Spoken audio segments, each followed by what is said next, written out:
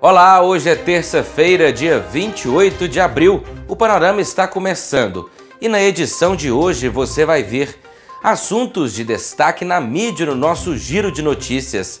Saiba quais são as ações tomadas pelo município de Caratinga no combate ao mosquito da dengue. O Panorama pelo Mundo vai até a Bahia para conferir como está a rotina de isolamento social em Salvador. No quadro Pense Direito, você vai saber o que pode acontecer com quem descumpre uma determinação de uma autoridade sanitária durante a pandemia. E no Dia da Educação, veja como ela pode ser a perspectiva para um futuro melhor. Fique ligado, o Panorama está no ar.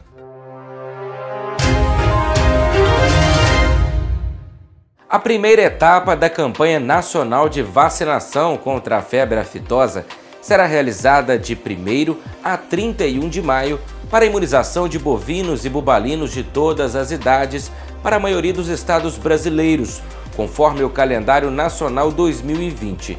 Diante das preocupações com a ocorrência do novo coronavírus, o Ministério da Agricultura, Pecuária e Abastecimento emitiu orientações sobre procedimentos e cuidados para que a vacinação ocorra satisfatoriamente sem colocar em risco a saúde dos produtores rurais e dos trabalhadores do Serviço Veterinário Oficial. Nós demos passos importantes já em 2019, o Paraná já antecipou e já entrou nessa fase, né, de avaliação para evolução para o estado de livre de febre aftosa sem vacinação. Esse ano de 2020, apesar dos percalços todos desses problemas, coronavírus e outras coisas, dólar alta, bolsa caindo, a gente continua entendendo que o mercado de carne brasileira é um mercado franco e um mercado que esses preços vão se manter. No entanto, não serão exigidas declarações de comprovação da vacinação que impliquem em comparecimento aos escritórios.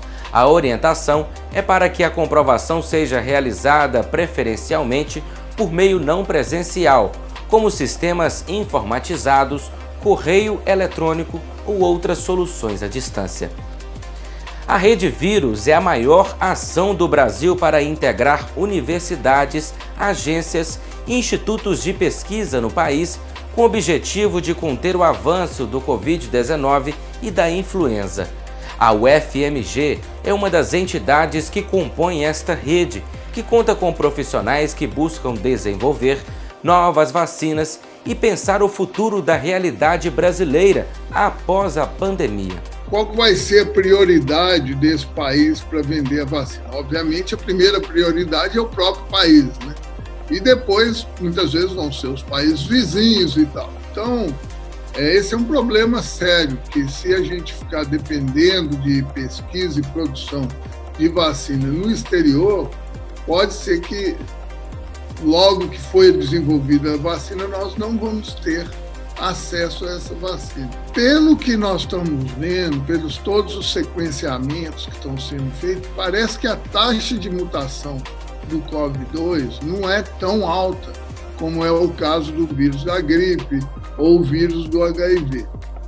Então a expectativa é que se você tiver uma vacina ou uma infecção, você vai ter uma imunidade de longa duração. O incentivo do Ministério ele vai ser muito importante em um segundo momento. Então nós vamos monitorar geneticamente os vírus que circulam pelo Brasil inteiro e além disso a gente vai também monitorar a susceptibilidade de diferentes grupos étnicos da população brasileira. Tem gente trabalhando, né, tanto nos hospitais quanto nos institutos públicos, né, como as universidades, para fazer pesquisa, fazer diagnóstico e entender o que esse vírus está causando no território nacional. Estudantes da rede pública estadual de ensino começaram a receber ontem o Bolsa Merenda no valor de R$ 50 para a compra de alimentos. Para viabilizar a entrega do benefício, o governo de Minas conta com a parceria da instituição PagSeguro e PagBank. O benefício tem o objetivo de reduzir os impactos da suspensão das aulas em função da pandemia e garantir a segurança alimentar de aproximadamente 380 mil crianças e adolescentes. Os estudantes que serão beneficiados atendem ao critério de extrema pobreza, de famílias com renda mensal de até R$ 89 por pessoa. O Estado de Minas, através da Secretaria do Desenvolvimento Social, junto com o Ministério Público e a PagSeguro, estará pagando, a partir de hoje, 27 de abril de 2020, o valor de R$ 50 por mês para 380 mil crianças, cujas famílias estão cadastradas no CadÚnico e no EJA. Este valor será pago durante 4 meses e será pago também em maio, junho e julho. E poderá ser estendido caso a suspensão das aulas vá além do mês de julho. São famílias, como eu disse, que vivem numa situação de extrema pobreza e para quem este valor faz diferença. Lembrando que muitas vezes uma mesma família pode ter 2 ou 3 crianças que vão estar recebendo este valor. Foi confirmado no último dia 25 o primeiro caso de coronavírus em Imbé de Minas, sendo também a primeira notificação que testou positivo para a doença na microrregião de Caratinga. O jornalismo do Panorama entrou em contato com o secretário de Saúde do município, Eric Gonçalves, que nos enviou um vídeo falando sobre o assunto. Veja. Trata-se de uma paciente de 27 anos que estava no estado do Rio de Janeiro. Essa paciente chegou na cidade, após 2 dias apresentou sinais e sintomas da doença, entrou em contato com a Secretaria de Saúde. Rapidamente nós reunimos com os nossos médicos, notificamos esse paciente, coletamos a amostra e enviamos para a FUNED. E neste final de semana o resultado chegou como positivo. A paciente se encontra bem, sem complicação da doença, foi orientado a ficar em isolamento domiciliar para se tratar da doença.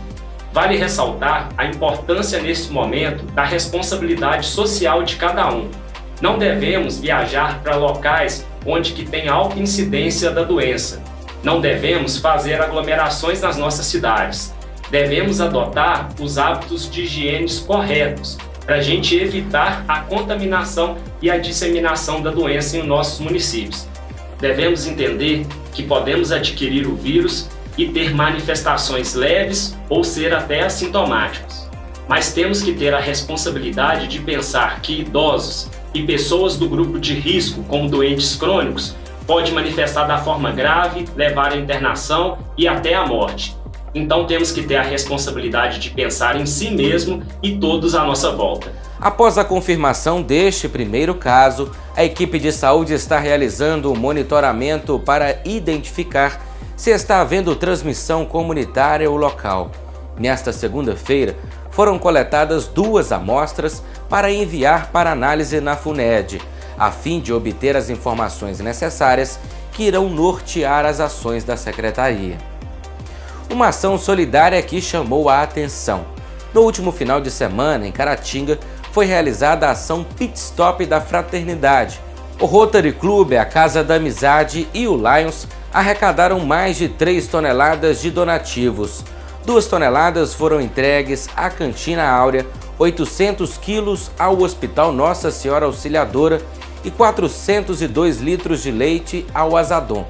A Cantina Áurea tem realizado um importante papel desde o início da pandemia, distribuindo cestas básicas e marmitex às famílias cadastradas.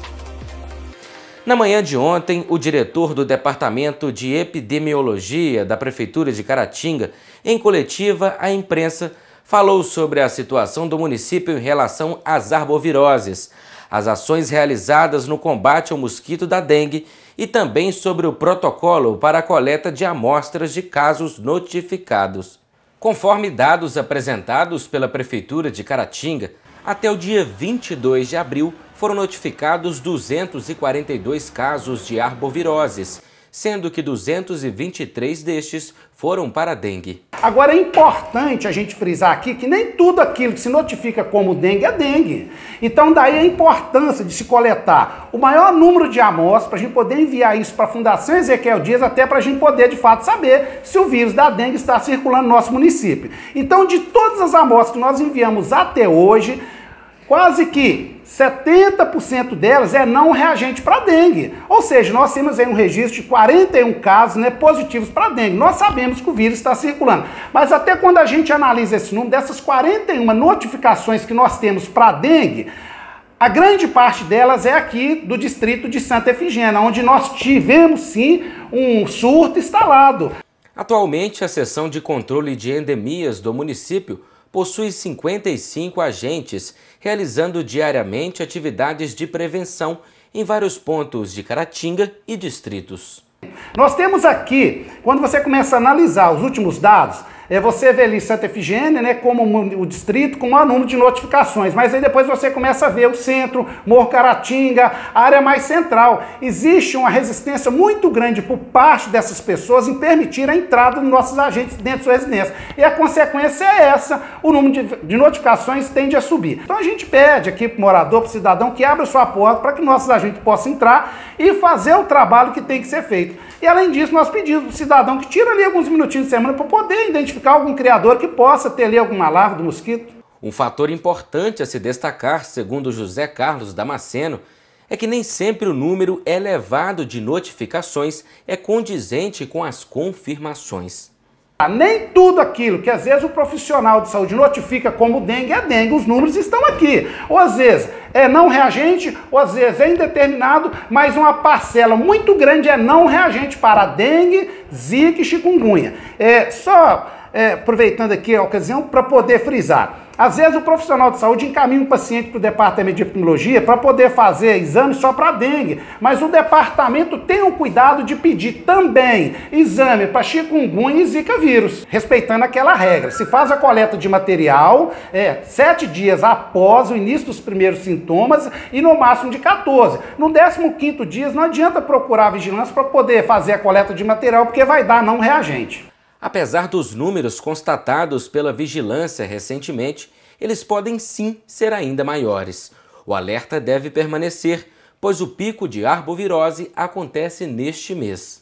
A gente acredita que o número ele possa sim ser maior do que 223 casos notificados para dengue, entendeu? Mas se você fizer o comparativo, em 2016 nós tivemos aqui 1.524 notificações. Se naquela época já existia sobre notificações, nós tínhamos quantos casos notificados? Então vamos falar 4.000, 5.000, foi quando teve a epidemia em 2016, a última epidemia que o município vivenciou. Então se nós temos hoje 223, existe a subnotificação, com certeza a gente tem um número acima disso, mas eu deixo de forma muito clara, a situação com relação às arboviroses, até então, ela está sob controle, mesmo porque a gente precisa analisar que o período de alta transmissão das arboviroses consiste de janeiro a maio. O pico das arboviroses é agora no mês de abril, e a tendência é que quando chega no mês de maio, esse número caia. Isso é porque as pessoas precisam entender que as arboviroses, principalmente a dengue, é uma doença sazonal, então o pico é esse, é de dezembro a maio. Quando chegar a maio, a tendência é que se caia. É onde a gente pede a colaboração do cidadão para que ele não abaixe a guarda. Nós vamos entrar no mês de maio, a tendência é que o número de notificações caia, né?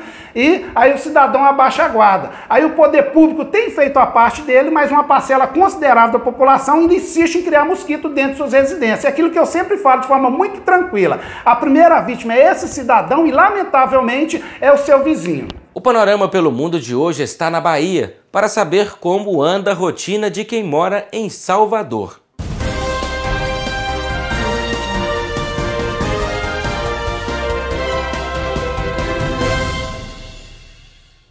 Olá, tudo bem? Eu sou o Duda Voida, ator. Eu moro em Salvador, na Bahia, há alguns anos. Creio que mais ou menos aí uns 10 a 11 anos, mais ou menos. E aqui já fazem pelo menos 44 dias que estamos em quarentena. Começamos aqui em Salvador entre 16, se eu não me engano, 16 ou 18 de março. E aí desde então, aqui total mesmo, total isolamento. Muito poucas pessoas na rua. Você vê um lugar que tem praia, que tem muita coisa a oferecer, e as praias estão completamente fechadas, isoladas, ninguém pode entrar, ninguém pode frequentar nenhum dos lugares. Agora, nas últimas semanas, creio que nas últimas 2 semanas, a galera meio que abriu um pouco, né?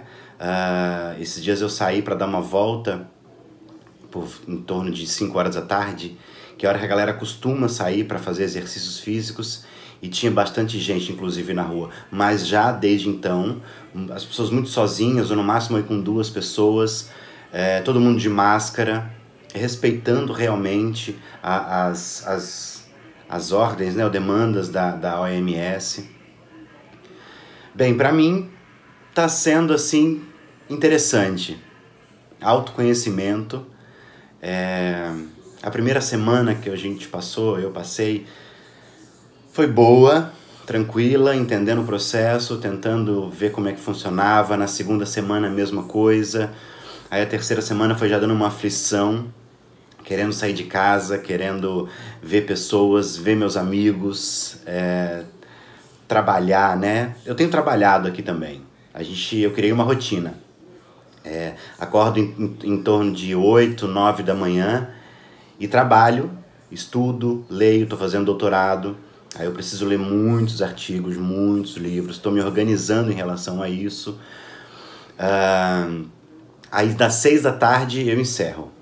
Tem que bater o sinal, bate o sino, 6 da tarde eu paro. E tem também o dia de limpar a casa, como hoje. Hoje é o dia de limpar a casa. Sobe tudo, prende a cortina na janela, passa pano no chão, e depois vai pro banheiro e assim a casa inteira. Acho que é isso.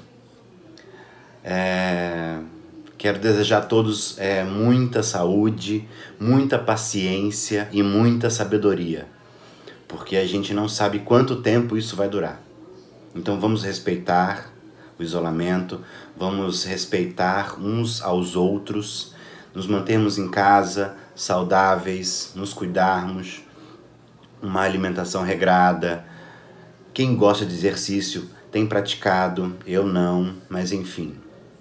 Preciso entender, porque a gente não sabe quanto tempo isso vai durar, né?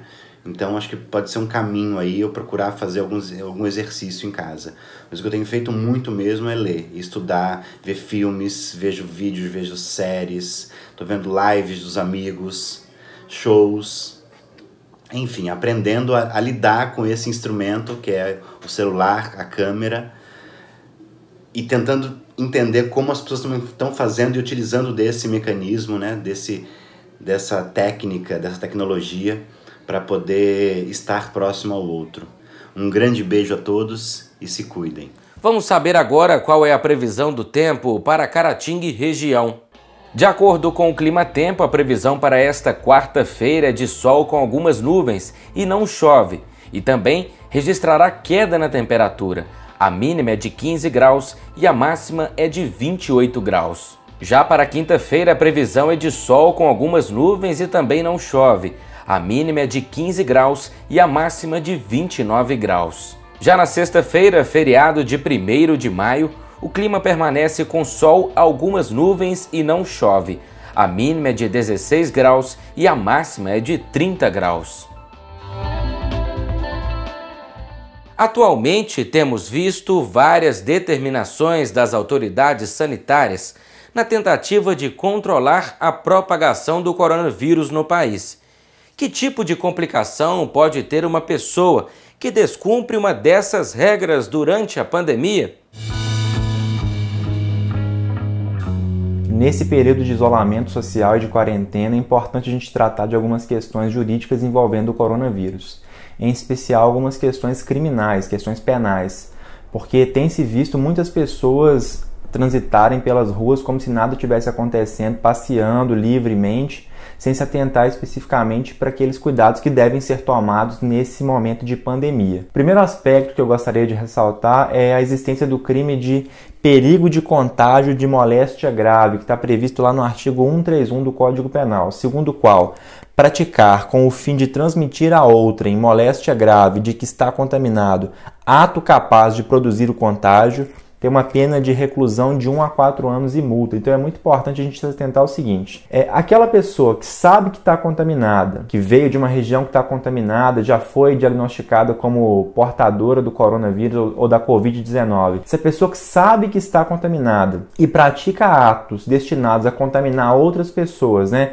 Indo a festas, reunindo-se em casas com várias pessoas, enfim, aglomerando-se, participando de multidões, festas em público, que seja, essa pessoa que sabe disso e que pratica esse tipo de conduta está praticando aí o crime de perigo de contágio de moléstia grave. Então é importante que as pessoas tenham isso em mente. O quadro atual é muito grave, as pessoas não podem sair transitando por aí como se nada tivesse acontecendo. A pessoa que sabe que está contaminada e sai transitando por aí, participa de festas, aglomerações, etc., fica acumulada em barzinhos, etc., essa pessoa está praticando esse crime aí, está sujeita a uma pena de 1 a 4 anos. O próximo crime que eu quero destacar é o crime de infração de medida sanitária preventiva, previsto no artigo 268 do Código Penal, que diz o seguinte: infringir determinação do poder público destinada a impedir introdução ou propagação de doença contagiosa. Pena, detenção de 1 mês a 1 ano e multa. Esse crime abarca a seguinte situação: aquela pessoa que está diante de uma autoridade de saúde, que está tentando ali conter a disseminação do coronavírus, né, ou aferir a situação de quem já possivelmente foi contaminado, e a autoridade de saúde pública está efetuando esse tipo de prática para tentar conter, para tentar minimizar os impactos da pandemia que a gente está vivendo, e o indivíduo resolve se opor a esse tipo de conduta, se opor injustificadamente a esse tipo de ato, né? A pessoa efetivamente infringe uma determinação do poder público.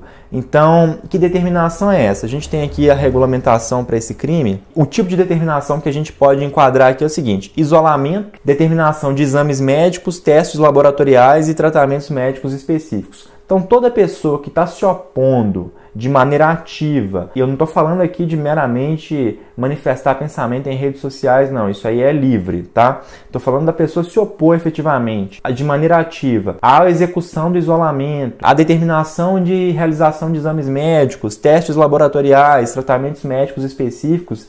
Essa pessoa pode estar incorrendo aí no crime do artigo 268 do Código Penal, que tem uma pena de 1 mês a 1 ano de detenção e multa. Então é muito importante que as pessoas permitam que as autoridades públicas e sanitárias trabalhem. Se a autoridade pública está realizando uma inspeção, uma averiguação para saber quem já foi contaminado, quem não foi, é importante que as pessoas permitam que esse tipo de prática aconteça. Infelizmente, tem gente que até a isso quer se opor. Tá? Então não pode acontecer, é crime. E eu queria falar por último aqui rapidamente do crime de desobediência previsto no artigo 330 do Código Penal, que tem a seguinte redação: desobedecer a ordem legal de funcionário público, pena, detenção de 15 dias a 6 meses e multa. Se a pessoa não se enquadrar em nenhum dos crimes anteriores que eu citei e está desobedecendo uma ordem de um funcionário público, seja ela relacionada ao coronavírus ou não, tá? Isso vale para qualquer cenário em que um funcionário público emite uma ordem legal contra alguém.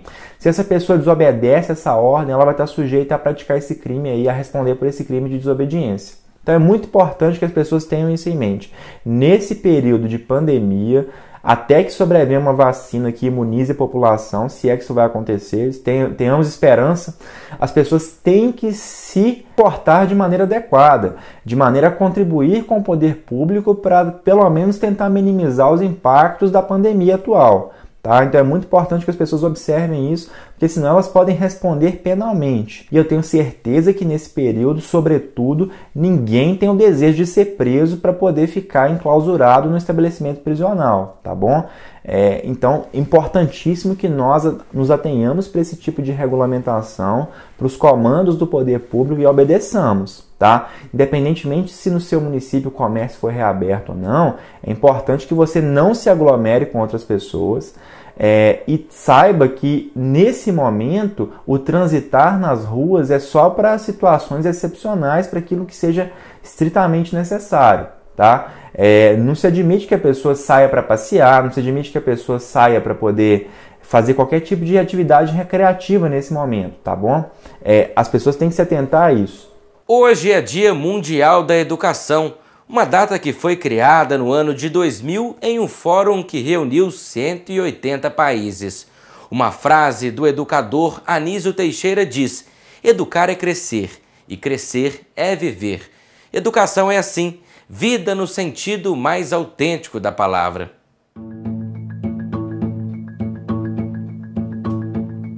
Jovens que vão conseguir o primeiro emprego. Estudantes com um novo idioma para descobrir o mundo. Profissionais prontos para cuidar da saúde do outro, principalmente em tempos de pandemia do coronavírus. Formandos que vão aumentar a autoestima das pessoas. Chefs que irão inventar novos sabores. Técnicos com conhecimento para mudar o mundo. E milhares de profissionais com um diploma para trabalhar no que amam. A educação é a perspectiva de um futuro melhor. Esse é um direito garantido a todo cidadão, mas para ter acesso a ele, muitos alunos precisam superar dificuldades, esperar por horas e até percorrer quilômetros em condições muitas vezes precárias na busca pelo conhecimento. Para outros, os desafios não são apenas as barreiras arquitetônicas, mas a falta de introdução de recursos e tecnologias assistivas, por exemplo. Mesmo com tantos motivos que levam a um problema educacional, há esperança para a nova geração. A Unicef Brasil, que trabalha pela garantia dos direitos de cada criança e adolescente, concentrando seus esforços naqueles mais vulneráveis, divulgou no final de fevereiro um vídeo sobre um ciclo de pobreza que pode ser quebrado.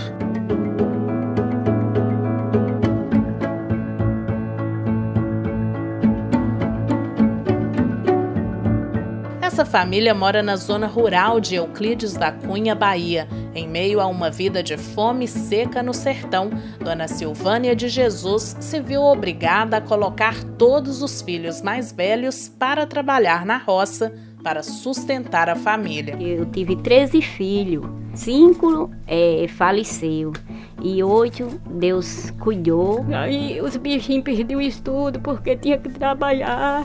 Tinha que sobreviver, graças a Deus criei tudo no cabo da enxada, sempre meu corpo é assim, porque nunca parei de lutar. Nem ela, nem sua filha Simone sabem ler ou escrever. Simone deixou de ter sonhos para si, mas quando recebeu a visita da Busca Ativa Escolar, em janeiro de 2018, vislumbrou esperança de educação para suas crianças.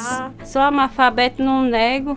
E eu tinha muita vontade de estudar para ter uma coisa na minha vida, de um futuro, mas Deus não quis assim, né? Parei de estudar e foi quando eu tive meus filhos, eu disse, eu vou cuidar dos meus filhos. A gente chegou, a mãe perguntou quem era, porque não me conhecia, eu me apresentei toda a equipe que estava comigo e falei que o motivo da gente, que estava ali naquele momento, era para matricular os alunos. Aí lá na casa dela a gente encontrou a Yasmin, que já tinha 4 anos, e não estava na escola. Aí eu perguntei para ela por que Yasmin não estava na escola, no caso que ela já tinha 2 filhas aqui na escola, Nicole e Micaele. Aí ela falou que achava que não estava no tempo de colocar Yasmin ainda, que era pequena, que ia esperar para o próximo ano, quando ela completasse 5 anos.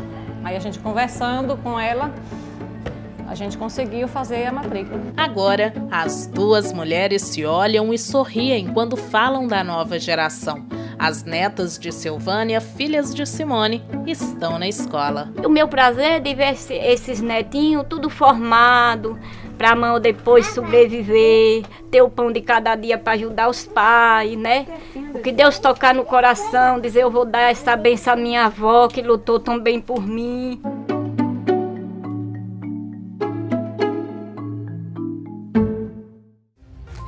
A educação é um dos nossos maiores bens e precisa ser cada vez mais valorizada.